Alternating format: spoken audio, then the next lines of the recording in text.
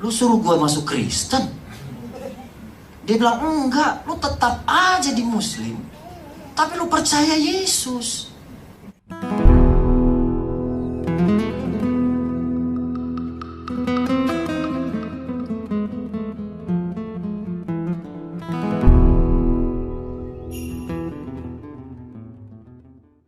Jadi nama saya Muhammad Subhan. Saya terima Yesus itu 2007. Tapi sebelum saya lanjut, saya mau kasih tahu, saya di sini sama istri saya, mungkin Erma Engelin bisa ke sini kali saya. Karena dua orang ini sudah ada di sini, kan bingung ini siapa yang kecil-kecil kan. Harus ini pasti ada penyebabnya ini. Ya, ini istri saya, cantik ya. Ya iyalah, Tuhan ciptain ganteng gini masa kan. Jadi ini istri saya. Terus di depan ini hasil dari hubungan kami. Oh iya, kalau ada hubungan pasti ada hasil. Oh jangan ketawa, bilang kanan kiri. Ada hubungan ada hasil, beneran. Ada hubungan ada hasil. Jadi kalau ada hubungan pasti ada hadiah. Jadi ini hadiahnya.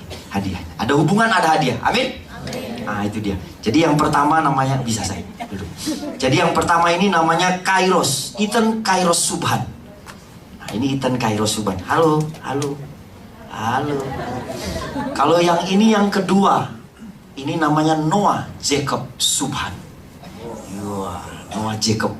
Yang satu Kairos rencana Tuhan, yang satunya Noah. Pengen tahu Noah, tapi saya nggak bahas Noah, cari tahu sendiri. Karena carilah dahulu kan, baru semua akan ditambahkan. Jadi kalau nggak dicari ya bagaimana caranya?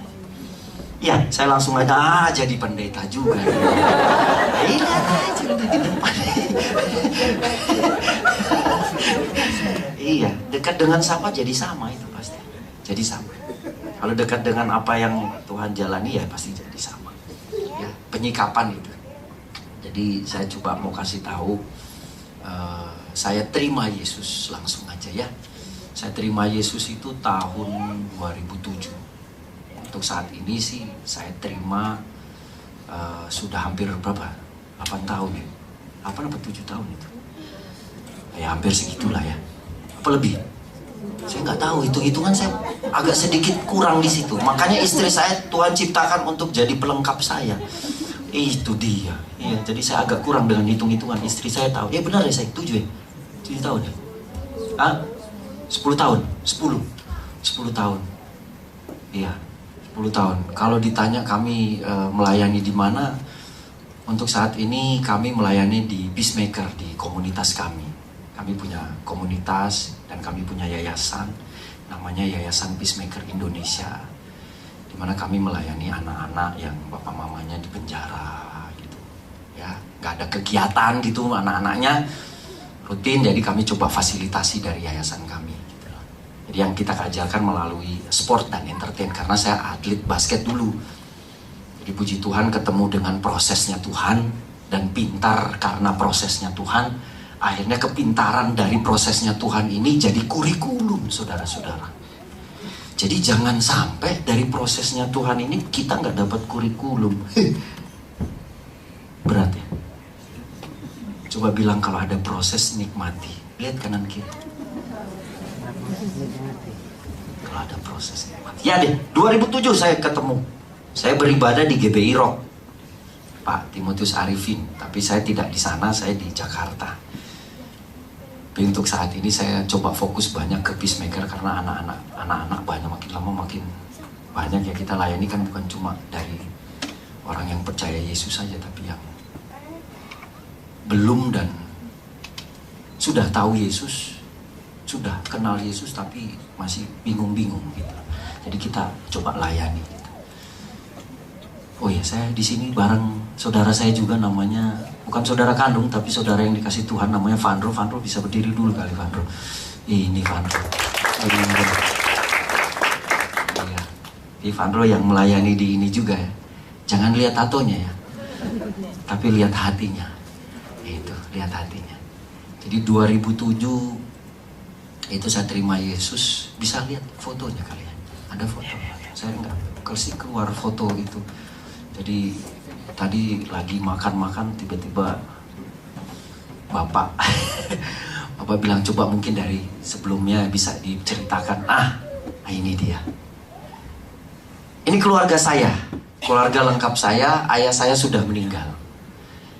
Nah, ini keluarga saya ada 4 bersaudara. Jadi saya laki-laki semua. Saya anak kedua, ketiga.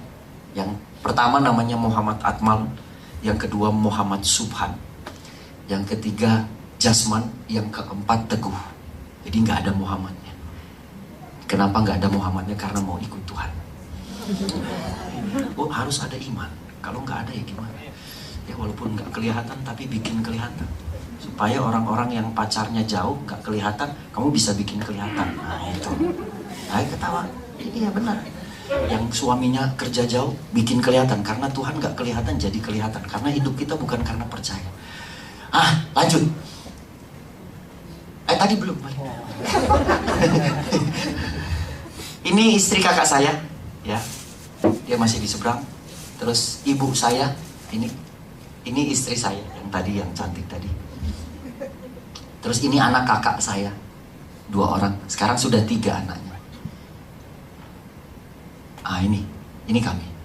Papa saya sudah meninggal, jadi bisa next. Kakak saya ini kiai. Jangan kaget ya. Kiai, apa saja bisa terjadi. Dia suka khotbah juga asalnya dia ceramah di masjid juga. Dan dia sangat-sangat mendalami. Jadi kalau ketemu saya sama kakak ya ketemu aja. Jadi kadang-kadang dia pergi begitu, saya nggak pernah duduk bareng untuk cerita tentang kehidupan. Saya nggak tahu bagaimana, tapi mungkin ada sesuatu yang dia rasa. Ya saya sih nggak mau pikir jauh-jauh. Kamu rasa pasti punya Yesus. Itu saja. Ini istrinya. Next. Saya tidak mau mengkristenisasikan orang. Biar orang itu merasakan sendiri bagaimana Tuhan itu ada. Ya kan? Karena orang ini dipakai Tuhan, ya, saya terima Yesus. Waktu papa ini punya penyakit 2. Jadi dokter bilang komplikasinya karena dia bilang dia punya penyakit, mau dibilang gila seperti orang waras, bilang waras seperti orang gila. Bisnis dia punya ilmu. Saya sendiri anaknya bikin kuburan di depan meja makan. Jadi di dalam rumah kuburan kecil, panjangnya semeter lah gitu. Saya gali terus taruh batok gitu 2. Saya bilang ini buat apa Pak? Dia bilang ini buat persembahan. Dia bilang oh iya, saya masih kecil dulu. Jadi saya layani papa saya. Beliau minum darah gitu ya. Saya singkat-singkat aja ya. Jadi kalau ada yang masih punya pegangan di sini ya saya tantang saudara. Saya tantang Anda bisa pakai ilmu apa saja di tempat ini. Saya cuma bilang ada Yesus yang hidup di tempat ini. Itu saja. Saya waktu ke Belanda kayak begitu juga. Saya tantang karena masih banyak di kota itu namanya Helmond yang mulut setan. Mulut neraka. Jadi saya bilang ya ini salah bikin nama ini. Jadi singkat cerita, ayah saya dibawa ke dokter nggak bisa sembuhkan. Dokter bilang coba alternatif which is paranormal, orang pintar. Nah, karena pada saat itu belum mengerti orang pintar itu apa, jadi kita bilang oh ya ilmunya tinggi. Cari dari tahun 87. Pada saat itu ayah saya angkatan, dia polisi militer, angkatan dari segala pelanggar darat, laut, udara. Jadi beliau komandan Pasilikrim bagian kriminalitas pada saat itu. Jadi dia cukup galak dan mendidik saya cukup galak juga, pakai rotan. Kalau punya kesalahan pakai rotan. Ya saya rasa orang-orang old school pasti merasakan itu. Jadi old school ya. Orang-orang tua maksudnya. Jadi ayah saya pada saat itu akhirnya efek dari penyakit itu dia memukuli mama sampai babak belur, which is keluar darah. Yang paling parah dia pukul mama pakai kaki meja. Kaki meja yang dipatahkan sampai luka mama saya itu dari sini di kepala, dipukulin di kepala dari sini sampai sini. Tidak ada fotonya karena pada saat itu saya tidak seperti itu, tidak berpikir ke situ. Jadi efek dari penyakit papa itu setiap bulannya Beliau harus memukuli mama. Kenapa? Karena ada bulu-bulu yang dia lihat. Nah, itu yang dia lihat.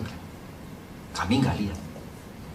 Tapi pada saat itu papa bilang mau ngobatin mama. Ya jadi kami biarin aja. Tapi kasihan mama. Di depan mata saya ya dia, maaf ya, telanjang bulat itu loh. Cuma ada, maaf, BH-nya dan daleman itu aja adanya. Dan di sana tuh kan asrama. Kalau asrama itu bilangnya dinding bertelinga, which is itu triplek pada saat itu. Jadi minta tolong ya kedengeran, berantem kedengeran. Ya siapa yang mau larang papa saya pukulin mama saya? Ya orang samping kanan kiri bawahannya dia. Yang bisa tangkap papa saya orang di atas dia. Angkatan darat nggak bisa, harus PM juga yang tangkap dia. Nah jadi pemukulan itu terjadi. Dibayangkan aja, dari tahun 87 sampai tahun 2007 waktu saya terima Yesus, kejadian itu masih terjadi. Saya lihat darah pada saat itu. Jadi waktu lihat darah pada saat itu ya kami cari cara gimana sembuhkan papa. Di tahun 2006 ada Benihin datang.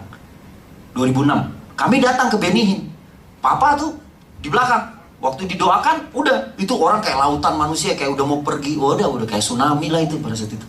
Mungkin saya nggak tahu Bapak Ibu pernah sempat datang ke sana 2006 pada saat itu. Itu rame banget, itu di Ancol. Saya bawa ke sana ayah saya pada saat itu. Jadi singkat cerita, ujung-ujungnya balik begitu lagi. Ternyata apa? Ayah itu apa? Dia itu punya pegangan dan masih tetap terus terikat dengan pegangan itu. Anak saya kasih 500 ribu. 500 perak, terima kasih. Masih kecil-kecil udah berbagi ya. Bagus.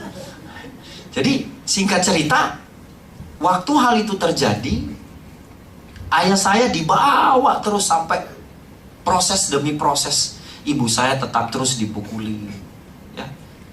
Terus darah yang kami lihat tidak berhenti-berhenti sampai kami pergi ke luar daerah.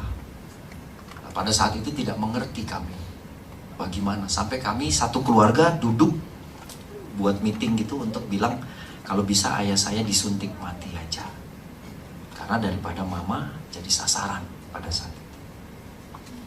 Jadi akhirnya Angkatan Darat pada saat itu mencoba menolong kami untuk membuat satu drama di mana ada obat yang disuntikan sama obat binatang buas lah gitu.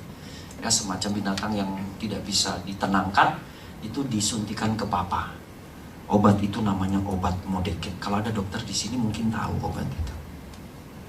Obat Modeket pada saat itu mahal sekali ya, harganya aja saya sampai jual koran pada saat itu untuk beli obat itu. Jadi kumpul uang buat papa. Jadi singkat cerita, kami pergi ke dukun nggak berhasil, pergi ke wihara nggak berhasil, pergi ke masjid nggak berhasil, pergi ke gereja nggak berhasil. Nah ini semua agama Bapak Ibu kami masuk, dari lempar koin sampai angkat-angkat. Wah, pergi coplongin papa, baptis naik lagi, sama juga nggak sembuh-sembuh papa. Ya udah akhirnya enough, kita selesai. Saya pergi ke Jakarta tahun 95. Saya bilang, Tuhan, gimana ya, ibu saya tetap terus dipukuli. Singkat cerita, di tahun 2007 saya ketemu anak namanya David Tuaidan. David Tuaidan ini dia orang Manado, atlet Thai boxing.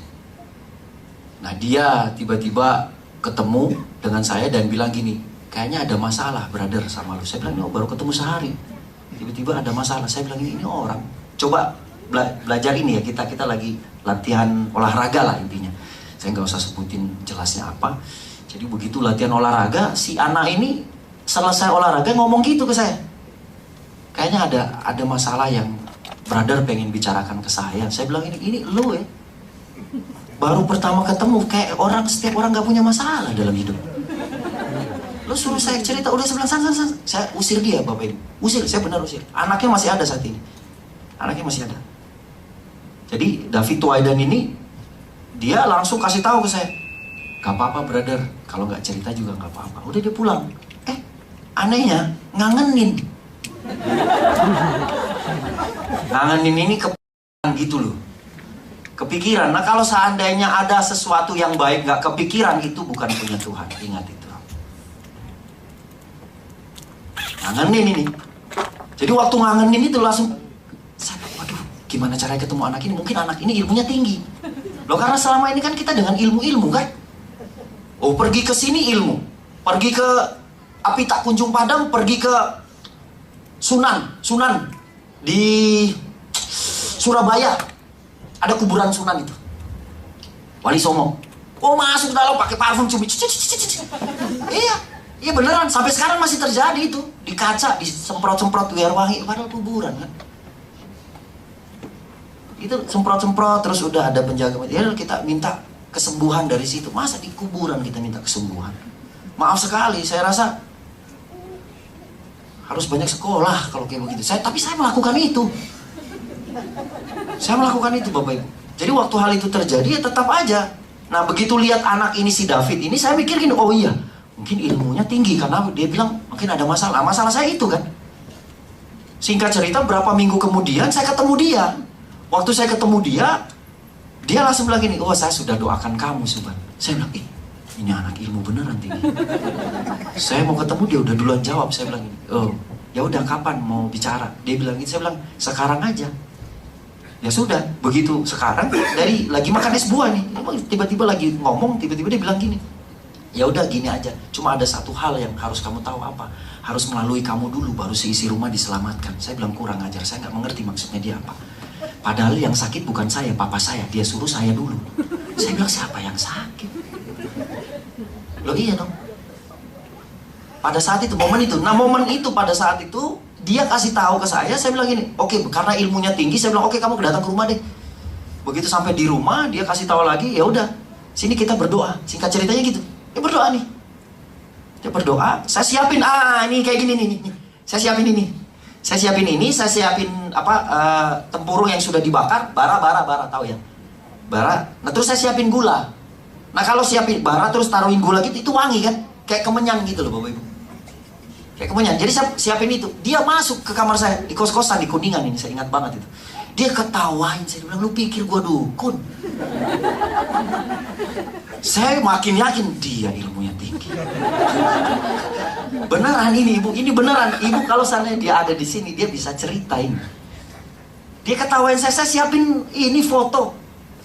Dia bilang ya udah gini, saya nggak perlu tahu ada fotonya gimana, tapi saya percaya, dia bilang. Dia lebih muda dari saya. Saya percaya, harus dari kamu dulu. Tapi memang harus dari saya. Dia bilang iya. Baru semua disembuhkan. Karena pasti ada sebagian-sebagiannya, percian-percian dia bilang yang masuk di dalam kalian, satu keluarga. Dia bilangnya gitu. Saya bilang luar biasa, ilmunya dia bisa tahu ya. Saya bilang, selama ke dukun, ke orang paranormal kami nggak dapat yang kayak begini. Jadi saya ikutin aja Bapak Ibu. Dia pegang tangan saya, dia mulai doa. Ikutin ya yang saya bilang ya. Saya bilang oke. Dia bilang, Tuhan Yesus terima kasih.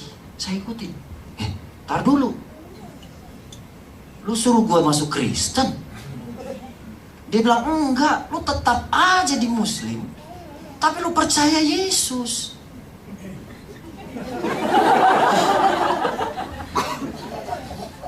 Ini Bapak Ibu, ini ya bukan pecah Bapak Ibu. Pelajaran yang sama ini dapat dibagi. Wah, ternyata manusia emang harus gitu, harus dibongkar, bongkar. Nanti pembentukan itu terjadi, punya Tuhan yang real terjadi dalam hidup. Itu kebongkar ini. Akhirnya saya ikutin. Saya bilang, oh ya udah.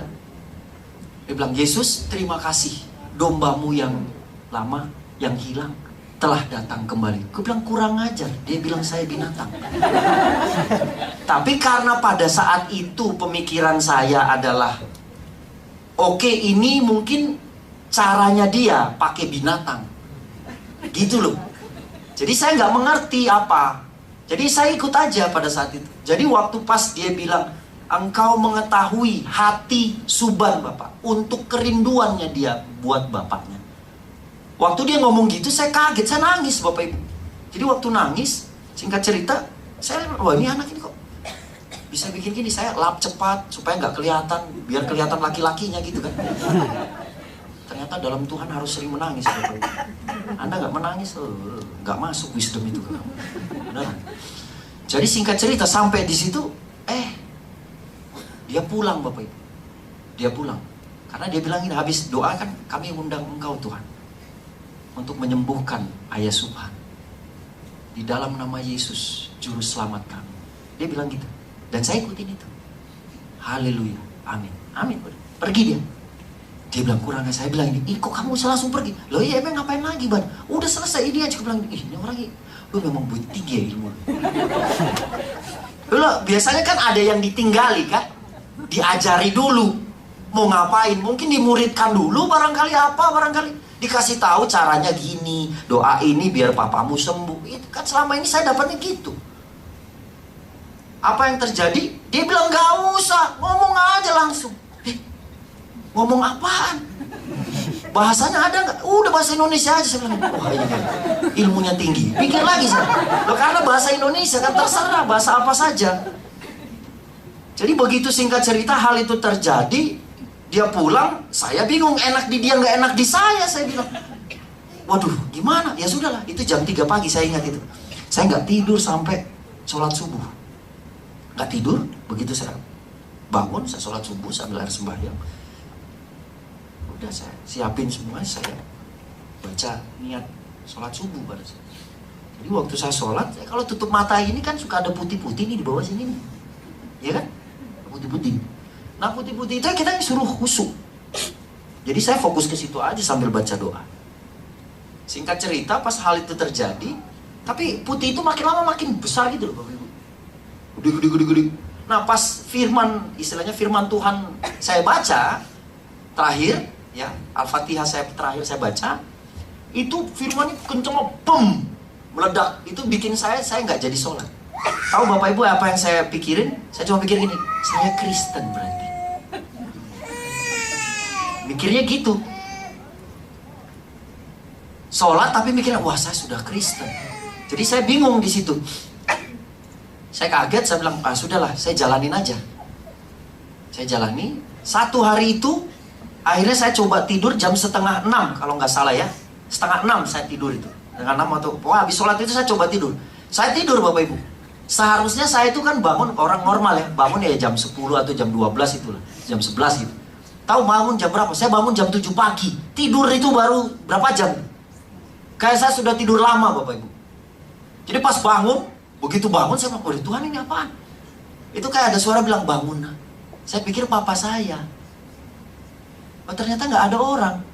Tapi saya mau tidur nggak bisa tidur lagi. Saya masuk kamar mandi, saya lihat di kaca. Saya bilang sama yang di kaca pantulan, kamu nih Kristen sekarang. Kamu sudah doa tadi. Saya bilang, wah saya gila. Tapi ketawa Bapak Ibu. Ketawa, itu satu hari itu saya ketawa. Terus bikin gini, Kristen saya. Kristen saya. Saya Kristen saya. Aku tahu ini sampai sakit. Saya nggak tahu itu sentuhan Roh Kudus. Saya nggak tahu pada saat itu. Nggak tahu saya. Jadi hati-hati Anda. Kalau lihat ada orang gila ketawa-ketawa ya nggak tahu. Itu dia. Jadi ketawa, saya ketawa. Selesai dari situ apa yang terjadi Bapak Ibu? Saya dapat kabar ayah saya meninggal. Saya marah, saya bilang, oh David, saya mau bunuh David. Saya mau bunuh David, orang murah kok. 4.500.000 sampai 500.000 juga bisa kok. Pada saat itu, oh Indonesia bagian timur. Saya darahnya Sulawesi, Ambon. Wih, keras ya. Timur, bagian timur sana. Jadi, pikir-pikir ibu, ada Menadonya. Bapaknya, waduh, Sulawesi mana nih? Tengah, Palu, waduh. Teroris banyak. Aduh. Jadi, singkat cerita, waktu saya dikabarkan seperti itu, bapak meninggal, saya marah. Saya bilang, saya terima Yesus kok, papa saya meninggal. Singkat cerita, perjalanannya waktu, saya berpulang pulang ke Sulawesi. Saya bilang gini, oke, kalau memang ayah saya meninggal, Yesus dan dia sudah sembuh, saya tantang Yesus Bapak Ibu. Saya minta Yesus, papa saya tersenyum. Bisa lihat papa saya tadi, yang foto tadi. Nah ini, saya minta papa saya tersenyum. Singkat cerita, saya sampai di Palu. Sulawesi Tengah. Ya. Anak yang baik kasih tahu orang tua. Coba bilang kanan kiri, anak yang baik kasih tahu bapak. Selalu datang ke bapak. Jadi waktu hal itu terjadi, saya pergi ke Sulawesi dan minta itu kan. Ayah saya tersenyum, saya minta mayatnya. Karena kalau meninggal hari Jumat adalah hari sakral. Diseberang dan meninggalnya pas azan, itu adalah hari yang dimana dia akan ke surga. Saya minta itu. Apalagi tersenyum. Saya minta itu. Waktu hal itu terjadi, saya sampai di sana. Iring-iringan mobil masuk. Saya di luar, di dalam sudah gitu. Di dalam. Saya nggak di dalam, saya di luar. Saya mau lihat mayat papa saya. Saya mau lihat. Masuk ke dalam, di depan mobil jenazah foto ini. Foto ini saya yang ngambil. Foto ini. Ini di rumah kami di Palu. Keluarga. Dia tersenyum ini. Ditaruh di depan. Jadi waktu pas mobil itu masuk, saya lihat foto ini. Saya bilang bukan, saya nggak minta foto Yesus. Saya minta mayat. Saya minta mayat Yesus. Bapak Ibu tahu mayat ya? Kalau nggak tahu boleh dari sini pergi ke kamar mayat. Cari tahu. Biar jelas. Jadi saya minta mayat itu. Begitu sampai di sana, buka peti jenazah. Jadi berantem Bapak Ibu dengan ini.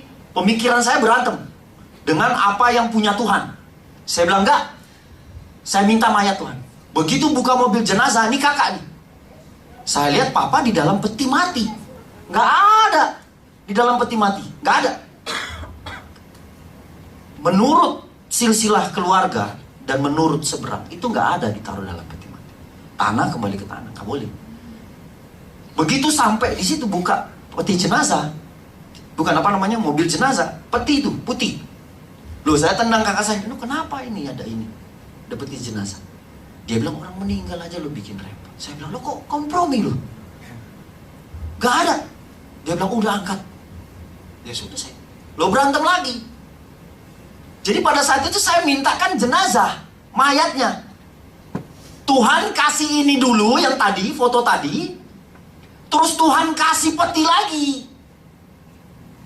Ini sign Bapak Ibu. Saya nggak, apa ini berontak ini langsung. Singkat cerita, begitu sampai di dalam, saya nggak mengerti. Kita minta satu, Tuhan akan kasih banyak. Ingat ini.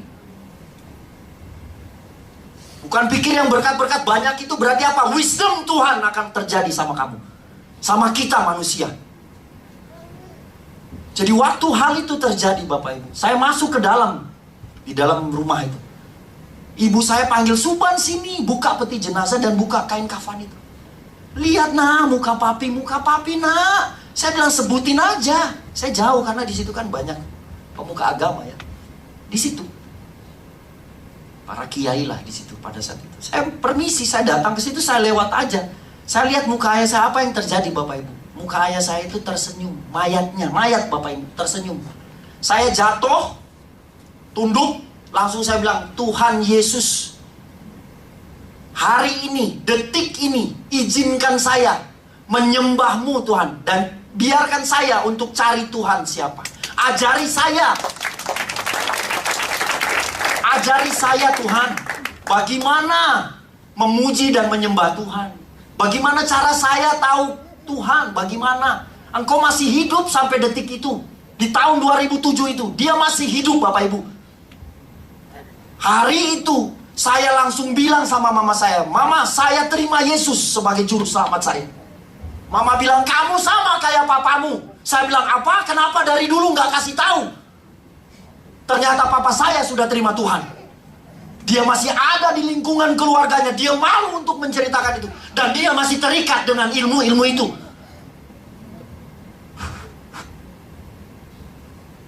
Itu Bapak Ibu. Saya bilang, Tuhan, segini Tuhan kasih tahu. Saya tidak panjang lebar cerita di sini. Sisi saya mengalami dan sisi ibu saya mengalami bagaimana papa meninggal. Itu berbeda. Dan akhirnya saya cari tahu. Ternyata Tuhan mempersiapkan. Dan Tuhan mengizinkan papa saya untuk bilang begini. Saya ingat satu lagu. Beliau bilang gini, ayo nyanyi sama papa. Mari kita bersukaria. Saya di seberang, saya tahu lagu itu. Saya belum terima Yesus. Dia tetap dari saya masih kecil, dia nyanyikan lagu itu ke saya. Karena ini hari bahagia, dia bernyanyi terus. Kita berkumpul jadi satu. Puji Tuhan semesta itu. Tepuk tangan wajah berseri. Hilangkanlah hati yang sedih. Terus, bukankah Yesus berkata, mari hidup bersuka. Dia pakai lagu itu buat saya. Ternyata itu sign. Jadi hati-hati Bapak Ibu. Di dalam proses kehidupan Tuhan memberikan sign. Singkat cerita, saya pikir proses kehidupan saya sudah selesai. Saya mencari Tuhan. Ternyata ada proses selanjutnya. Bisa next.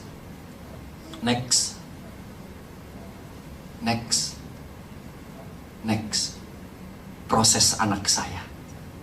Anak saya terkena leukemia tipe ALL yang ujung-ujungnya adalah meninggal, Bapak Ibu. Di sini rumah sakit Medistra, Gatot Subroto ya. Saya teriak di sini, Bapak Ibu. Saya bilang, Yesus, tolong saya. Saya nggak kuat. Di sini, anak Bapak Ibu. Bapak Ibu kalau lihat anak sakit gimana ya, rasanya nggak enak itu. Tapi kalau lihat anak sakit, dokter bilang ujungnya meninggal, gimana coba? Rasanya gimana? Tapi pada saat momen itu terjadi, saya bilang, Tuhan, ini proses apa lagi? Kami layani 3 orang. 3-3-nya meninggal kena penyakit leukemia yang sama. Dan sekarang anak saya yang terkena leukemia. Istri saya yang paling kuat pada saat itu. Dia cuma bilang, sayang, sabar, gak ada yang gak mungkin buat Tuhan. Saya bilang, Tuhan, kok istri saya bisa kuat? Kami di rumah sakit ini, pada saat itu saya cuma bisa bilang, Tuhan, apa yang harus saya lakukan? Tuhan cuma bilang, nyanyi, Suban nyanyi. Saya disuruh bernyanyi. Saya bilang, suruh nyanyi bagaimana dalam kondisi ini kayak begini, Pak? Ini, saya jatuh begini, disuruh nyanyi sama Tuhan. Tiba-tiba disuruh nyanyi. Bagaimana disuruh nyanyi? Kayak orang gini loh, ini kontralogik, ini pikiran kayak gini. Dalam kondisi itu, saya harus memutuskan dan memilih untuk mengikuti apa yang Tuhan punya. Gak gampang proses itu. Anda mau jadi jago, dapat proses itu. Lewatin proses itu. Pilih bahwa kalian mau taat dengan apa yang punya Tuhan. Karena Yesus memilih pada saat itu juga untuk tetap taat dengan apa yang punya Bapa. Jadi saya bilang, gimana Tuhan? Bernyanyi bersamamu Bapa, ku lewati semua. Kami bernyanyi. Bukan cuma itu juga. Manis terdengar. Tahu lagunya? Coba nyanyi sama-sama. Biarlah manis kau dengar, Tuhan. Manis kau dengar. Anda sakit, nyanyikan lagu ini. Dan hatiku bersuka karenamu. Gampang? Gak gampang Bapak Ibu. Siapa bilang gampang? Proses itu gak gampang. Kalau proses gak bikin mati Anda, itu belum proses yang paling berat. Tapi pada saat itu kami harus serahkan Kairos di dalam tangan Tuhan. Kami langsung mikir, Tuhan, sudah cukup. Aku serahkan anak kami. Kairos di dalam tangan Tuhan. Biar apa yang terjadi sesuai kehendak-Mu Tuhan, bukan kehendak kami. Kami serahkan Kairos Bapak. Pada saat itu, momen itu, gak kuat, karena kami harus tetap terus lihat. Jadi proses itu kayak begitu Bapak Ibu, kayak seperti itu. Anda minta kesembuhan, penyakit itu tetap ada.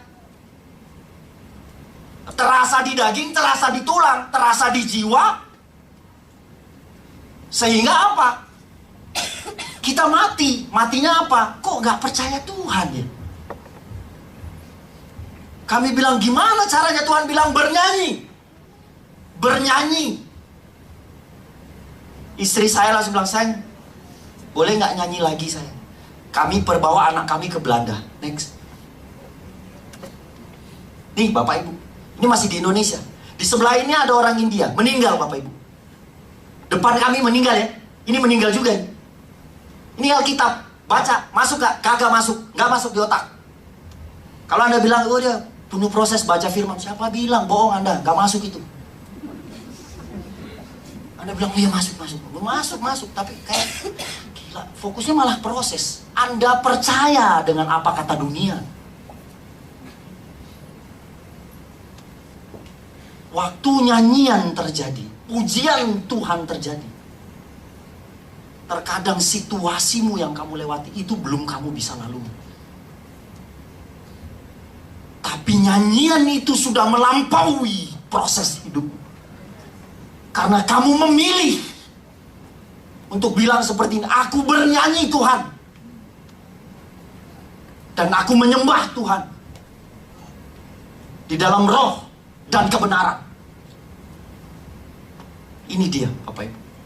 Jadi waktu hal itu terjadi, saya bilang gini, Tuhan kok bisa gini? Tapi ya jadi. Jadi ada aja yang masuk. Dari mana bahasa-bahasa ini? Dari mana? Kalau bukan dari renungan. Understand, mengerti. Anda punya wisdom, tapi kalau Anda nggak mengerti gimana caranya? Anda mengerti, tapi Anda nggak punya wisdom, bagaimana? Bingung Bapak Ibu. Orang hamba Tuhan juga kena kok. Gak ada sama di mata Tuhan. Anda bisa melakukan, Tuhan bilang, engkau bisa jadi seperti aku. Bisa itu. Kenapa sekolah Alkitab bisa ada? Kenapa orang-orang bisa di depan sini bisa ada? Karena Tuhan mau kasih apa? Tuhan kasih kurikulum. Kurikulum itu ada di mana? Ada di proses kehidupan. Yang kita memilih untuk tetap sembah Tuhan. Posisi ini pada saat itu, salah satu contoh ini adalah posisi ini. Kamu memilih untuk menyembah Tuhan dalam situasi seperti ini. Walaupun darah keluar depan kami yang gak berhenti-berhenti. Keluar dari mulut, keluar dari, maaf ya, bagian pembuangan dia. Kami tetap bilang, Tuhan, engkau yang terbaik Tuhan. Saya marah pada Tuhan pada saat itu. Anda pikir saya gak marah? Saya bilang, Tuhan, emang benar sih. Ada dulu bilang, bukan cuma dulu, sekarang ini bilang gini, jangan sampai dalam saat proses Anda menyumpahi Tuhan. Anda harus ada dulu di dalam proses itu, baru Anda bisa tahu. Ada orang bilang, Suban, ada cancer survive Suban. Saya bilang, Anda bisa ngomong. Anda tidak ada dalam posisi saya pada saat itu. Anda bisa enak. Kami datang ke dokter, bilang, dok, anak saya bisa sembuh. Dia bilang, kami pertahankan, kami usahakan. Saya bilang, dokter nggak menjawab pertanyaan saya. Saya tanya, anak saya bisa sembuh. Dia bilang, ada cancer survive. Sama Bapak Ibu. Kami bawa ke kota Belanda, kok bisa sama ya jawabannya dari dokter? Saya bilang, Anda jangan hibur jiwa saya. Anda nggak menjawab. Apa anak saya termasuk dalam kategori itu atau tidak? Dia bilang, itu nggak bisa jawab dia langsung. Singkat cerita, waktu hal ini terjadi, bisa next. Di momen-momen ini dia cuma teriak ini, ubah. Ini anaknya, di Kairos. Tuhan suruh bilang kembali ke nama itu. Woi, mati saya. Rencana Tuhan, woi. Saya bilang, apalagi Tuhan ini yang terjadi? Saya keingat dengan firman Tuhan Roma 11 ayat 36. Sebab segala sesuatu adalah dari Dia, dan oleh Dia, dan kepada Dia. Bagi Dialah kemuliaan sampai selama-lamanya. Mati Bapak Ibu. Ada pesan sesuatu, pesan yang terlalu dalam yang Tuhan mau kasih tahu sama kami pada saat itu. Saya sama istri saya. Istri saya cuma bilang, sayang nikmati sayang. Nikmati sayang, ngomongmu enak. Tapi saya nggak bisa ngomong gini. Istri saya prosesnya beda. Dia pasti Tuhan ngomongnya beda juga. Anda pikir sama? Kagak. Istri saya lihat saya nangis. Saya nggak bisa liatin nangis sama anak saya. Karena dokter bilang kalau liatin nangis sama dia, hemoglobinnya dia turun. Jadi kami bawa dia, lap dia, masuk kamar mandi. Terus dia ke ruang tamu, kami ke kamar mandi, nangis. Nyanyi lagi, bersamamu Bapa, ku lewati semua. Sampai titik itu Bapak Ibu kami. Ternyata apa? Dari proses demi proses, bisa next. Ini, tangannya hancur, bisa next. Kairos, sini sayang, sini. Kami cuma bisa bilang gini, ya udah.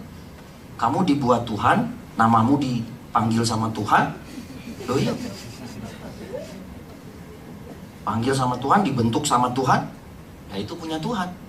Ya harus kembalikan ke Tuhan. Ya jangan kita jadi Tuhan. Saya sampai bilang kayak gini loh ke Tuhan pada saat itu. Saya bilang, Tuhan, panggil saya. Tuhan bilang gini, kamu siapa? Siapa kamu? Saya bilang, wah, waktu ada itu, Bapak Ibu, saya yakin banget Bapak Ibu bisa dengar suara Tuhan. Bukan cuma kami, orang-orang yang merenungkan, yang bisa kasih kesaksian di depan sini. No. Bapak Ibu bisa kok. Karena pada saat ada dalam proses, itu ada namanya kurikulum. Kurikulum baru yang Tuhan akan melengkapi semuanya.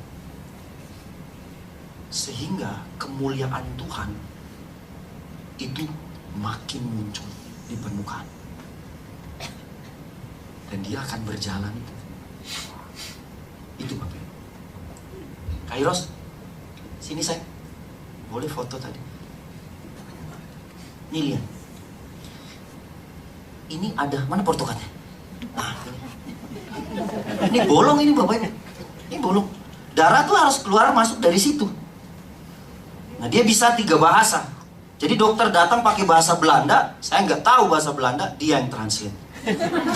Ya, beneran. Dia bisa bahasa Indonesia, saya harus pakai bahasa Indonesia, istri saya harus pakai bahasa Belanda, dan bahasa Inggrisnya dia belajarnya di sekolah. Dia bisa 3-tiganya. Udah saya masuk angin. Jadi singkat cerita, proses demi proses ini terjadi. Bisa next. Nah, badannya kecil, krempeng, mata ke dalam. Nih, terus kita harus lewatin ini. Next. Rambut botak. Tiba-tiba gitu ya. Ya Anda bisa tahu lah, cancer pasti rambutnya karena kemo ya, Bapak Ibu. Nah, kemo itu kan hancurin semua bagian-bagian tubuh yang bagus. Yang gak bagus hancur, yang bagus juga hancur. Next. Nah, ini. Jadi waktu anak saya sakit, Tuhan suruh gini. Lihat mukanya, saya perhatikan mukanya. Kenapa Tuhan suruh lihat muka? Ya lihat aja muka. Lihat muka iya. Ini kena leukemia, ini enggak. Nah, waktu lihat seperti ini, ada sesuatu yang Tuhan sampaikan. Kalau sehat itu berwarna. Oke? Kalau nggak sehat itu cuma satu warna. Jadi kalau ada di negara ini bikin satu warna, itu egonya mau keluar.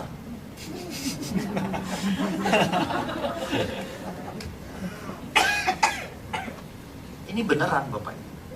Kalau Yesus pada saat itu di Taman Getsemani dan pada saat itu disalib, dia mengakui bahwa dia benar-benar Tuhan. Egonya satu warna. Itu keluar Bapak. Tapi dia mengikuti proses sehingga wisdom dimuliakan kembali. Bapak, saya bisa ada di sini, saya bilang, oh gini tuh caranya Tuhan bekerja lagi. Nih, kalau warna itu sehat. Jadi kalau sana satu warna doang, wah bahaya. Bisa next. Ini suntik yang masuk di paha anak saya, yang bisa bikin anak saya tulang-tulangnya pegel. Sakit dia. Di paha ya nak ya. Disuntik kanan kiri tiap hari 2. Lebih dari 100 ya suntikan. 100 lebih. Bisa next. Ini sumsum belakang untuk ambil. Besarnya sekunci. Ya mungkin yang pernah lewatin, pernah ditusuk seperti ini, mungkin ibu-ibu hamil gitu ya. Pernah ya, suntik. Nah ini untuk ambil sumsum belakang. Bisa next. Nah di ruangan ini kami cuma memuji Tuhan. Ini orang Belanda. Kami puji Tuhan pada saat itu. Di sini. Ditemani sama Pak Victor Varaktimela. Jadi gembala yang di kota Belanda. Kami bernyanyi di sini. Biarlah manis kau dengar. Nah, kita nyanyi gitu terus. Pujian. Pada saat nyanyi itu, kita merasakan hadirat Tuhan, Bapak Ibu. Kita doang merasakan pada saat itu. Saya sih nggak peduli lu mengerti apa enggak ya orang-orang di sini. Saya mau sembah Tuhan karena itu yang bisa bikin fondasi saya makin kuat, Bapak Ibu.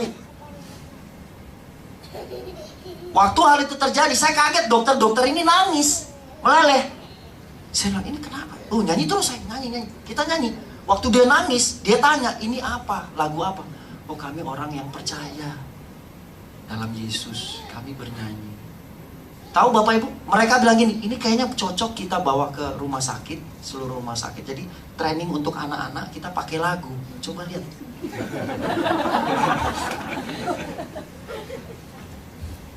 Jadi proses Tuhan bisa dicontoh banyak orang. Jadi Anda jangan bilang Anda paling pintar. Hati-hati.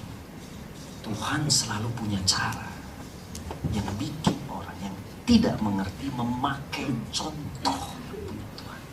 Dan akhirnya dia merasakan bahwa Tuhan itu hidup. Amin. Bisa next. Nah ini sekarang next. Nah, mulutnya hancur.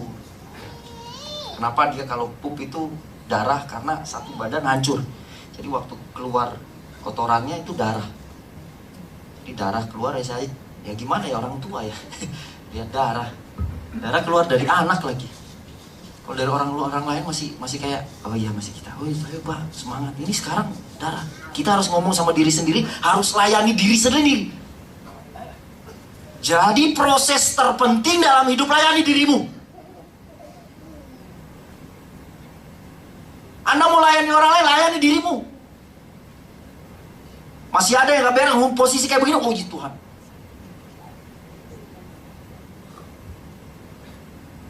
Waktu hal itu terjadi, istri saya tetap, istri saya mana? Hilang. Ngurusin si kecil. Oh iya. Dua-duanya juga masih kecil. Si kecil, paling kecil maksudnya. Next Bapak Ibu. Nah ini kemo. Obat paling saya gak suka ini. Kalau lihat. Jujur aja, waktu pas lihat kayak gini, dokter bilang, oh ini buat kemonya yang, ya Bapak jangan kaget kalau anak tiba-tiba sakit kepalanya, tulang-tulang. Saya bilang, dok ini vitamin lah. Dia nengok ke saya, enggak ini kemonya. Saya bilang, iya vitamin. Wah ya udah saya bilang gitu aja. Saya bilang ini vitamin yang masuk dalam tubuh saya, anak saya. Langsung berdoa pada saat itu. Saya menciptakan tubuh yang mati hidup kembali. Jadi lagi tidur gitu. Saya menciptakan tulang-tulang yang hancur bertumbuh kembali. Di dalam nama Yesus Tuhan. Yang kata orang seberang bilang adalah tabib atau penyembuh. Tuhan itulah yang aku sembah. Jadi. Waktu hal itu terjadi, masih ngalamin, istri saya tetap bilang nikmati. Ternyata ada pesan ini Tuhan kasih. Jadi waktu pas kejadian itu, Anda bilang jadi, masih belum terjadi. Berarti ada hal yang Tuhan mau rubah. Jadi apa yang spesial di mata manusia, Tuhan mau ambil semua. Karena Tuhan mau kasih tahu, hanya ada satu yang spesial, yaitu Yesus itu sendiri. Tuhan itu sendirilah yang spesial. Hari itu bisa next. Kami cuma bisa berdoa pada saat next lagi. Nah ini anak saya di rumah. Anehnya kita mikirnya gini, ini yang sakit siapa? Saya apa dia? Ternyata kita yang sakit. Kita disuruh belajar sama Tuhan, bisa terus aja. Nah ini terus dia nyanyi, dia bilang papa ini kayak Om Niki Mano Putih yang suka saksofon gitu. Nyanyi, wah biar tadi di gereja kerak itu bahasa Belandanya gereja. Kerak begitu. Main gitar. Kita ketawa-ketawa aja. Kita bilang ini Tuhan ya. Masih bisa ketawa loh kita dibikin. Next. Tiba-tiba badannya gendut. Dalam waktu 2 minggu Bapak Ibu. Ternyata karena obatnya. Next. Nah, hati yang gembira adalah obat yang manjur, tetapi semangat yang patah mengeringkan tulang. Waktu hal itu terjadi kita cuma mikir gini, bisa next. Hati yang gembira. Dalam kondisi kayak gini gak gembira Anda bilang gembira ya gak gembira. Memaksa. Akhirnya kita buat satu kata-kata. Saya sama istri, Kairos, jangan nak. Anda mau semangat, harus paksa semangat. Jadi semangat itu harus dipaksa. Kalau tidak dipaksa bukan semangat namanya. Ingat, semangat itu harus dipaksa. Ada orang bilang, semangat, oh iya semangat. Ujung-ujung dari jam 7 sampai jam 12 kendor lagi. Ya pernah kan rasakan gitu kan? Begitu, jam 12 kendor. Saya sampai rumah, kendor lagi gimana? Kerjaan banyak, apa segala macam. Lihat lagi anak berdarah kayak gitu. Tapi harus paksa. Memilih itu, memilih untuk tetap ikut dengan sukacitanya Tuhan. Gak gampang, tapi lewatin. Ternyata pada saat lewatin ini, Tuhan kasih wisdom, kurikulum. Jangan lupa dicatat itu Bapak Ibu. Karena suka kelupa manusianya. Next. Keinginan kami sebagai orang tua, anak kami bermain sampai besar. Itu keinginan. Jadi waktu hal itu terjadi, anak masih kecil ini Kairos sayang, ini masih kena cancer ini. Main, saya bilang kok sayang banget dia sama adiknya. Jangan di situ, ada kabel nanti. Oh dia main bola-bola. Jadi singkat cerita, istri saya di sana. Halo sayang. Jadi waktu hal ini kejadian, saya cuma bisa minta doa ke Tuhan ini di kamar mandi yang kayak gini. Lihat bentar gitu. Sadar nggak ya anak saya dikit lagi nggak tahu Tuhan panggil atau enggak gitu. Tapi ya sudahlah Tuhan. Cuma lemas gitu, tapi harus paksa. Istri saya bilang nikmati terus, nikmati. Ya udah cuma itu aja saya nikmati selama masih bisa. Istri saya kuatin saya. Wanita Bapak Ibu. Waduh, Anda bertobat laki-laki. Beneran. Di lain sisi memang laki-laki ada kuatnya, tapi dalam proses kehidupan mereka wisdom.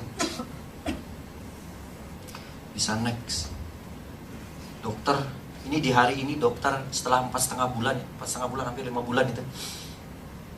Tiap kali proses Kairos, kemo apa segala macam ini masukin ini. Jadi untuk tandanya dia, jadi dibikin semacam kenangan gitu. Sudah berapa lama? Jadi di satu hari ini dokter bilang dia harus terima sumsum, coba cek sumsum tulang. Nah, kita kalau dari rumah sekitar jam 6 ya. Ya bilang lagi. Jam 6-an kita sampai di rumah sakit di Rotterdam jam 8. Jam 8 itu dokter sudah siapin semuanya, datang tiba-tiba deketin Kairos teriak Bapak Ibu. Dia bilang, Papa, nih. Dari mana bahasa ini lagi? Kairos sudah sembuh, Papa. Kairos gak mau, nih. Nih artinya tidak ya. Bahasa Belanda. Jangan. Dia momen ini. Akhirnya karena dia teriak seperti itu, psikolog anak datang. Nah ini, tanya ke kami sama orang tua. Ada apa dengan anak? Nah pada saat itu, Kita kasih tahu, dok, anak saya nggak kenapa-kenapa, kami cuma kasih makan dan berdoa pagi-pagi. Nggak taunya dokter bilang, oh ya udah kasih mainan, tetap jadi cuma main-main. Jadi hari itu nggak diapa-apain bapak ibu anak ini. Jadi sampai jam 6 proses ini ada. Dokter kasih satu kalung untuk biji-bijinya itu. Dia bilang hari ini adalah hari birthday-nya Kairos, hari jeleknya Kairos. Saya tolak bapak ibu. Saya ambil tapi saya tolak bahasanya dia. Saya bilang enggak, ini hari dia ketemu Yesus. Dia ketemu Yesus di sini. Saya bilang gitu. Saya bilang, saya foto dari luar, saya biarin aja. Gak mungkin, dari mana bahasa itu. Saya tetap pegang aja. Udah jalani. Saya tidur di rumah sakit, bawa dia ke rumah sakit, di tempat tidur yang khusus untuk anak-anak kemo. Pagi-pagi dokter datang, istri saya di rumah, karena cuma bisa 2 orang, saya yang jagain Kairos. Dokter datang pagi-pagi mau ambil sumsum, saya kasih ke dokter pulang, dokter bilang gini, virus Kairos tinggal 1% Pak. Saya kaget Bapak Ibu. Saya bilang, 1%? Kok bisa 1%? Saya telepon istri saya, berarti sembuh dong 1%. Saya bilang, sayang, kok bisa 1% sayang?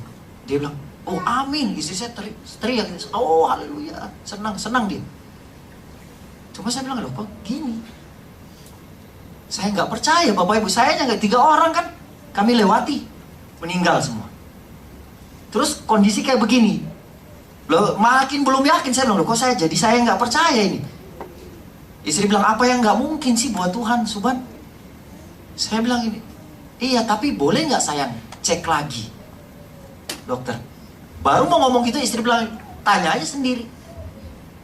Baru mau ngomong nama dokternya, nih mereka datang ke arah kami, langsung bilang gini, Pak boleh nggak kami cek lagi? Saya bilang, oh iya silakan nih Pak, bawa nih anak saya, pergi. Anda aja belum percaya, apalagi saya.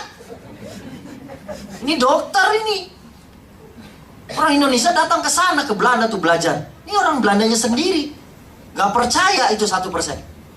Dalam waktu mau hampir 5 bulan. Dia balik, saya tunggu.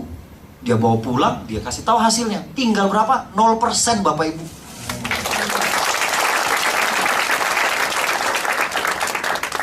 Cuma puji, sembah Tuhan, nyanyi-nyanyi. Kalau Anda bilang tidak ada kuasa dalam nyanyian, Anda masih belum percaya dalam nyanyian, hati-hati bapak-bapak, ibu-ibu, hati-hati. Teman-teman, saudara-saudara muda. Aduh. Hati-hati bapak ibu. Ada kuasa kuat sekali dalam situ. Anda aja kalau seandainya stres dengerin lagu, beda lagu Tuhan pada saat bernyanyi itu lain sekali. Anak saya suka nyanyi tuh, haleluya, haleluya. Jadi dia nyanyi gitu. Singkat cerita apa yang terjadi di momen itu, kami bangga dan ternyata Tuhan mau sampaikan sesuatu. Apa yang Tuhan sampaikan? Apa yang berharga di mata manusia, itulah yang Tuhan mau ambil. Bukan cuma itu saja yang Tuhan kasih tahu. Sayang, mana sayang? Istri saya mana? Boleh kesini sayang? Boleh kesini sayang? Jadi waktu hal itu terjadi, Tuhan juga kasih tahu, God doesn't change your situation. Tuhan gak merubah situasimu, tapi Tuhan mau rubah sikap hatimu terlebih dulu, baru situasimu akan berubah. Jadi pengertiannya kita terhadap prosesnya kita, harus kita mengerti dulu Bapak Ibu. Harus memilih untuk tetap ada di situ. Saya panggil istri saya ke sini, biar dia ceritain sedikit apa yang Tuhan sampaikan ke dia. Untuk tetap memperkuat saya dan bagaimana kurikulum Tuhan yang Tuhan sampaikan ke dia. Saya nggak mau, biar dia bergerak sendiri. Saya yakin dari tadi dia pengen ngomong ini. Saya yakin.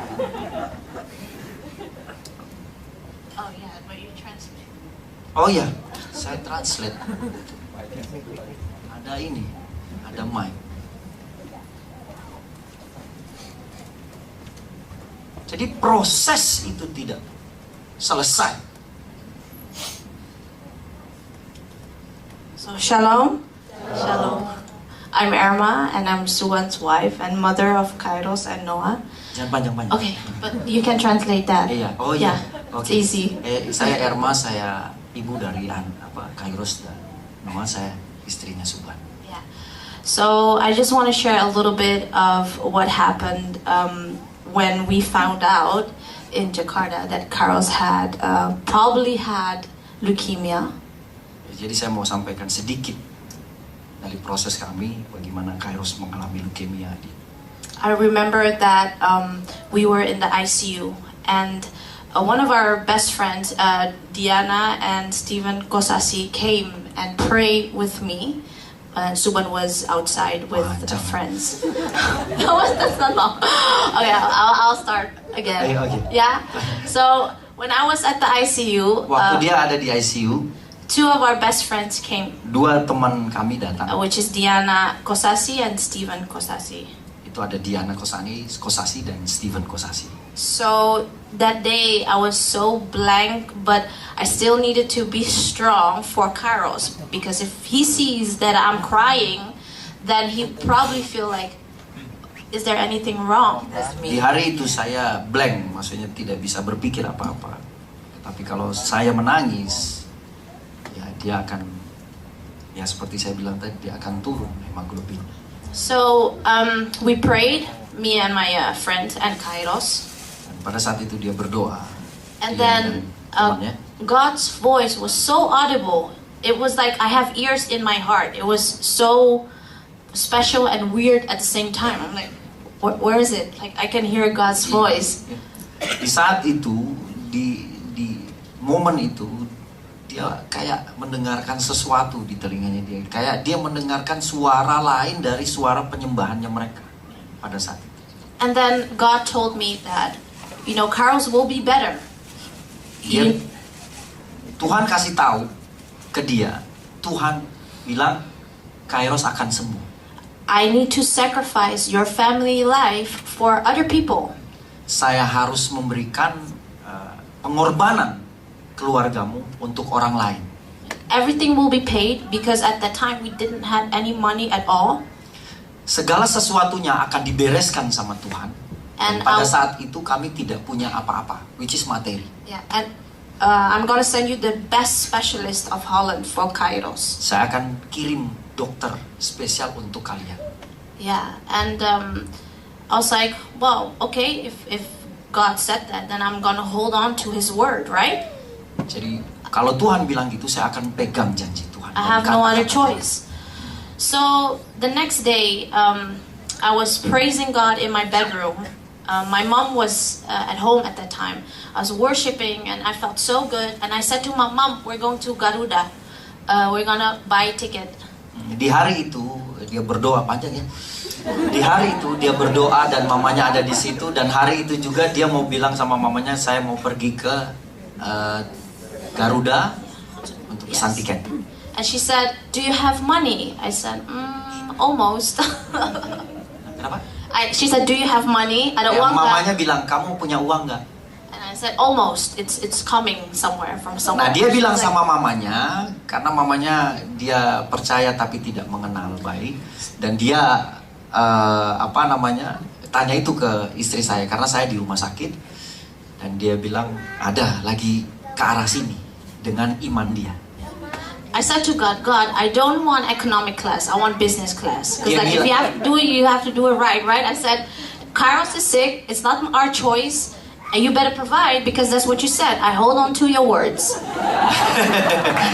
Haleluya, haleluya. Do you understand that, right?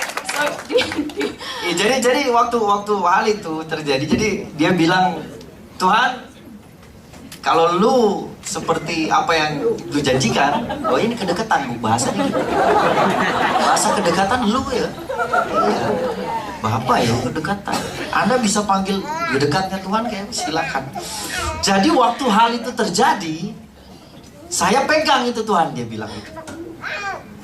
Main kan sampai besar. Tuhan tahu suara hati. Jadi singkat cerita pas begitu istri saya bilang itu, dia bilang oke, bisnis kelas ya Tuhan. Bilang gitu loh. Next. Yeah, and then we went to Garuda, and there was like one ticket for economic and one for business, and I took the business, and my mom said, it's the wrong one. I said, no, it's the right one. I'm gonna go for business. Jadi di dalam waktu pemesanan tiket itu dia pilih bisnis. Mamanya bilang, kamu itu salah. Dia bilang, enggak, itu benar. Because my mom is a Christian, but she doesn't really believe in miracles. I said, today you're gonna see a miracle. You're gonna witness a miracle. Jadi kejadian itu membuat, boleh tepuk tangan buat Tuhan ya, buat kami. Di momen itu, dari proses yang Tuhan jadikan dalam hidup kami, diizinkan Tuhan dalam hidup kami, istri saya dengan faith, dengan imannya. Jadi Tuhan gak tinggalin imanmu. Tuhan tanam imannya itu. Amen. Di situ. Right. Sampai istri saya bisa bilang seperti itu, bahwa ini benar, bisnis kelas. Mamanya bingung. Kita belum bisa bayar, Bapak Ibu. Next. So I came to the agent, right? I said, business class for 4 people. And then he was like, okay, because like for me, my mom, right? My mom. And for Kairos and Noah as well. And you want to translate that, or I need to wait for you? Oh iya. Jadi dia bilang 4 kelas bisnis. Yes. Ya dia sebutin anaknya dan mamanya, karena saya belum bisa berangkat karena harus urus surat-surat. Anda sendiri bisa tahu. Anak ini minum terus. And then this guy was like, okay, miss, you can pay now. Well, that's the thing. It's you need to wait for like an hour. Can you wait for an hour? I said, please wait for an hour. Nah, oke, dia bilang 1 jam Anda bisa tunggu, karena orang yang customer service-nya bilang gitu. Customer service bilang, oke, sip. Dia siap dengan 4 kelas bisnis. Dia bilang tunggu 1 jam. Oke, saya potong sedikit. Saat itu saya di rumah sakit, Bapak Ibu. Istri saya di tempat pemesanan tiket. Ini nggak ada di ini kesaksian saya, karena istri saya belum ada di situ pada saat itu. Nah, ini kesaksian. Jadi di sini tempat pertama di mana kami memberikan kesaksian berdua. Ya, tepuk tangan buat Tuhan ini. Jadi waktu itu kakak rohani saya, pendoanya tim Ahok. Jadi waktu itu dia bilang pagi-pagi, dia telepon saya jam 7 pagi. Suban, Tuhan mau kirim uang 100 juta buat kamu. Saya bilang amin. Saya bilang amin.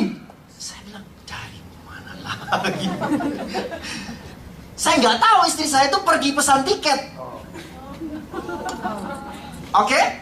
Saya nggak tahu. Anda mau lihat bagaimana Tuhan bekerja? Nih dengar dari cerita. Salah satu ya. Begitu banyak cerita di luar sana. Jadi kalau semua orang menulis kebesaran Tuhan, dunia tidak akan pernah mampu buat Alkitab lebih banyak lagi. Prosesmu lewati.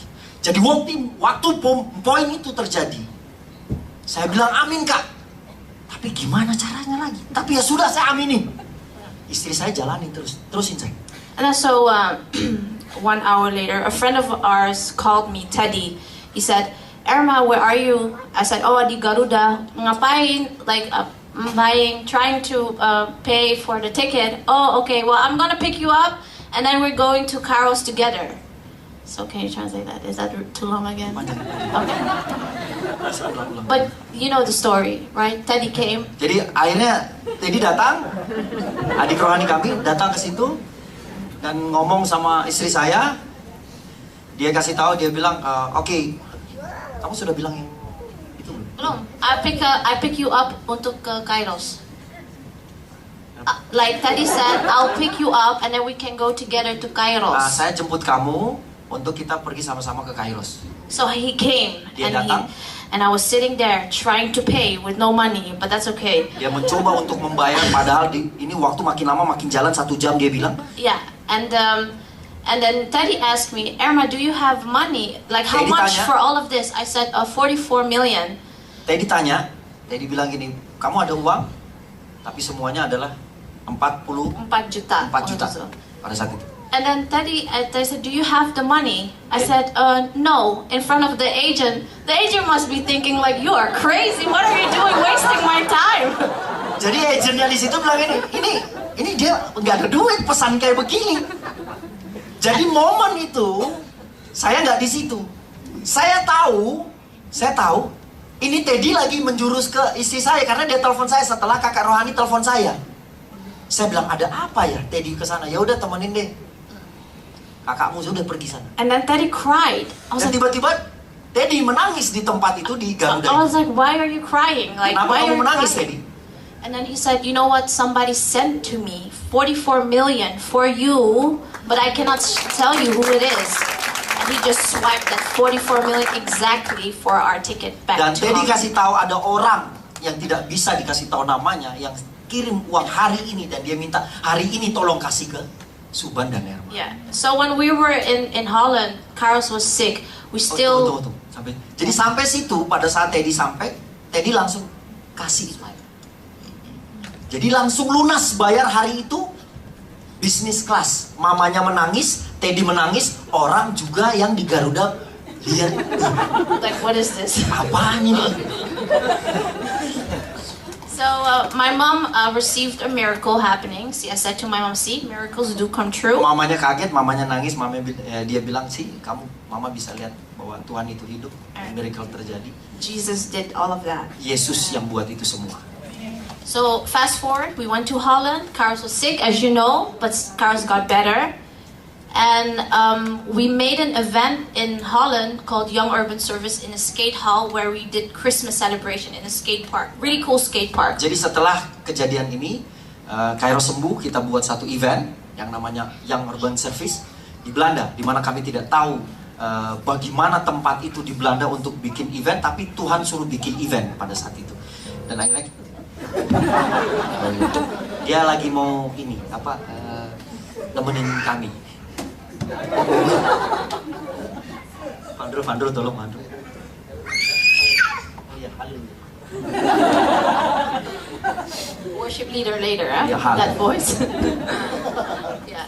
So we did this event, and then I do know how, but it's a long story again. A Dutch person received Jesus when we made that event. Like, he accepted Jesus. Jadi di event itu ada satu orang setelah kami memberikan kisah kehidupan, satu orang terima Yesus, orang Belanda, tidak bisa bahasa Inggris dan dia cuma bahasa Belanda tok-tok, orangnya tinggi, dan pada saat itu dia terima Yesus hari itu.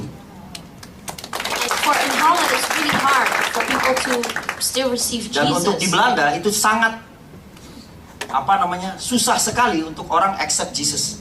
So I thought, God, this is it. This is what you wanted. Like, one person saved because of our family process. And we are so blessed that one person get to know you and experience you through us. So I was so happy with Suban. Jadi momen itu, Erma dapat wisdom dari Tuhan bahwa bilangnya, ini selesai. Tuhan, karena proses yang kami lewati, satu orang diselamatkan. Jadi momen proses kehidupan yang kita sama-sama lewati itu bisa buat hidup orang, bukan cuma Anda hidup, tapi orang lain hidup. Jadi penyakitnya Kairos Tuhan izinkan terjadi karena Tuhan mau cari satu orang itu. Yes, amen. Cuma satu orang, Bapak Ibu, Tuhan cari. But it didn't stop there. Dan tidak berhenti sampai situ aja. So when Suban did his first kesaksian, and it was on YouTube, the second kesaksian was on YouTube, more than 1 million have watched how good God is in Carol's life, you know. Seeing all the comments like, I have hope again, I have faith again, through this, my mom is sick, my dad is sick, my family has cancer, but through the story of God, through our family, we got saved and have hope again. You know how beautiful that is, how amazing God is, you know. Sorry, that was probably too long again. No, it's just like very semangat. Itu roh Tuhan, Tuhan punya. Ya, saya percaya itu punya Tuhan. Jadi tidak berhenti sampai situ saja. Jadi menghidupkan kami semua, Bapak Ibu. Jadi saya potong sedikit. Jadi menghidupkan kami semua pada saat itu. Saya, istri saya, keluarga kami, dan ternyata anak-anak komunitas yang ada di Belanda, kami juga ketemu dengan orang-orang yang unik-unik dan akhirnya terima Yesus sesuai dengan apa yang Yesus pada saat itu melalui Roh Kudus dia kasih tahu ke istri saya. bahwa proses kamu memang harus jadi sacrifice dulu, kamu bersacrifice dulu, habis itu ada yang diselamatkan. Jadi waktu itu kami renungkan, kok bisa seperti itu? Boleh. Yeah, and then the last one, like the all last one, like for Suban, it was for us, it was worship and praising God. But for me, when I was alone in Holland, my husband far away, it was just a matter of, you know, God, you can take everything from me, but I will still love you no matter what. You know, you can try me. Like even made a song. Like I talked to the devil. I said, messing with me is a blessing. You'll see. So if you're gonna try us, it's gonna be a blessing. But you know this already. Ya, jadi seperti itu. Yeah. No, I said the reason how I was still standing through the process with God. Bagaimana saya berdiri dengan melewati proses itu hanya untuk Tuhan. Is because I know I love Him so much because He loved me Dari first. dalam hati kami sangat mencintai Tuhan. And I don't want to break that relationship at all. And I will do anything, and we will do anything to remain our relationship, that love that we have with Jesus. Dan kami selalu mengingat itu dan kami tidak mau memecahkan, menghilangkan. No, through storms, through tsunamis. Karena kami mau memegang janji Tuhan itu. Yes. So like keep standing no matter what your process is, and keep loving God because it will give you power, a power that you don't even realize you have. Ya, tetap berdiri di dalam proses Anda. Love. Dan tetap cinta kepada Tuhan. Tetap pilih itu. Karena Tuhan akan memberikan, ya sekali lagi, kurikulum kerajaan Allah yang bisa, ya Anda sendiri aja bingung kok bisa begini ya, gitu loh. So that's it for now for me. Jadi Like, seperti itu sedikit dari kami, dan seperti apa yang tadi sini saya, aduh luar biasa. like you know, you want to be close. Penyelamat lah, Tuhan selalu kasih sahabat buat pasangan. Sendiri itu tidak baik, berdua lah. Ya, jadi kalau yang belum dapat Anda sedang dipersiapkan. Ya, bukan more wife ya. Jangan kebanyakan istri ya. Terlalu banyak itu. Ya, jadi satu aja lah, memilih. Karena Tuhan akan kasih banyak hal yang terjadi. Tuhan Yesus berkati. Yes. Terima kasih Bapak Ibu. Itu sedikit dari kami. Kenapa sih? Itu sedikit dari kami, kesaksian kami. Bagaimana Tuhan memberikan isi hati Tuhan untuk diceritakan kepada setiap kita di tempat ini. Jadi proses Anda jangan lari dari proses Anda. Karena mungkin ada orang yang Tuhan mau incar dan selamatkan. Jadi waktu Kairos kena itu kita cuma bilang, oh gitu ya Tuhan ya. Dari Indonesia Tuhan bawa ke Belanda. Lewat leukemia, lewat cancer. Ternyata Tuhan mau cari satu orang. Bayangin itu. Tuhan cuma mau cari satu orang, harus anak kami harus sacrifice. Berarti emang benar, harus sacrifice. Yesus sacrifice nggak?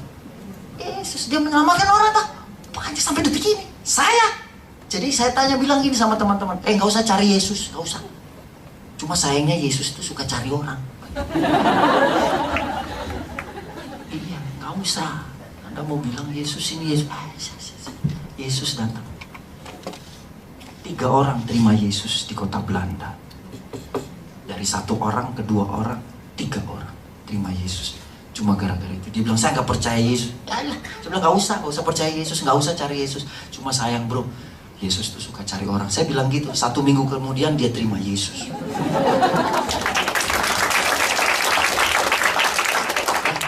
Terima kasih Bapak Ibu. Kalau ada yang masih bingung-bingung, ingat Bapak Ibu, firman Tuhan yang tadi saya nggak tahu, saya kayak gimana ya, apa yang sudah Tuhan berikan nggak ada artinya kalau kita nggak punya kesadaran yang nyatukan sama kekekalan sorga. Kesadaran ini harus connect dulu sama kekekalannya Tuhan. Aionios itu. Aionios, Kairos, dan Kronos. Kronos manusia harus ikutin Aioniosnya Tuhan. Baru terjadi Kairos. Jadi kita harus sama ratakan dulu. Baru bisa tahu. Terjadilah kehendakmu di bumi dan di sorga. Firman Tuhan bilang di Roma 11, sebab segala sesuatu adalah dari Dia dan oleh Dia dan kepada Dia. Bagi Dialah kemuliaan sampai selama-lamanya. Tuhan Yesus berkata.